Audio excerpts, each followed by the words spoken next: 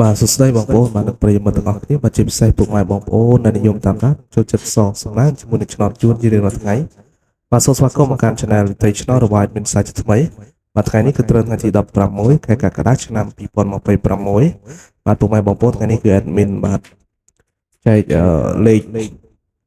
ទៅកាន់ពុកម៉ែបងប្អូនបាទដោយសពមួយដងដដែលទេបាទចំពោះលេខត្រេងពីខ្ទង់ថ្ងៃនេះគឺ admin ឲ្យពុកម៉ែបងប្អូនគឺចំនួន4គ្រាប់បាទហើយគ្រាប់ទី1បាទគឺបាទ18បាទនិងគ្រាប់ទី2បាទគឺគ្រាប់19បាទគ្រាប់ទី3បាទគឺគ្រាប់46បាទគ្រាប់ទី4គឺគ្រាប់93เนาะពុកម៉ែបងប្អូនបាទពុកម៉ែបងប្អូនបាទលេងកុំភ្លេចត្រឡប់លេខផងបាទចំពោះលេខបុកប៉ុសបាទអញ្ចឹង3លេខគុណរបស់ admin គឺមាន2គ្រាប់ដដែលបាទហើយគ្រាប់ទី1បាទគឺ5បាទ02គុណបាទគ្រាប់ទី2បាទគឺ768គុណបាទពុកម៉ែបងប្អូនបាទអាចលេងបុកប៉ុសបានបាទចំណែកពុកម៉ែបងប្អូនបាទដែលលេងអុកខ្ទង់បាទអញ្ចឹងអុកខ្ទង់ admin ឲ្យចំនួន2គ្រាប់ដោយសពមួយដងដែរបាទហើយគ្រាប់ទី1គឺពុកម៉ែបងប្អូនសូមអុកខ្ទង់10បាទគ្រាប់ទី2បាទពុកម៉ែបងប្អូនសូមអុកខ្ទង់9បាទអញ្ចឹង admin គឺមានប៉ុណ្្នឹងទេពុកម៉ែបងប្អូនសម្រាប់ថ្ងៃនេះបាទ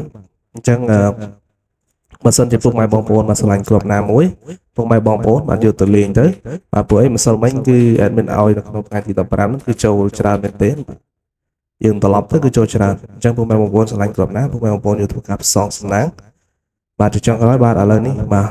ការចែករំលែករបស់ admin ក៏បានជានាទីបញ្ចប់ដែរបាទ admin សូមជូនពរពុកម៉ែបងប្អូនបាទរាល់ការទស្សនាវីដេអូរបស់ admin បាទតាំងពីដើមរហូតមកដល់ចប់បាទចុងក្រោយ admin សូមជូនពរពុកម៉ែបងប្អូនទាំងអស់គ្នាមានសំណាងល្អបាទហេងបាទទទួលបានលាភជ័យបាទនិងពុកម៉ែបងប្អូនផ្សងសំណាងគឺត្រូវទាំងលេខតូចត្រូវលេខធំផងដែរបាទ admin សូមជម្រាបលាបាទនឹងជួបគ្នានៅវីដេអូបន្តបាទថ្ងៃស្អែកជាមួយនឹង admin ដដែលបាទសំណាងល្អទាំងអស់គ្នាណាបាយបាយ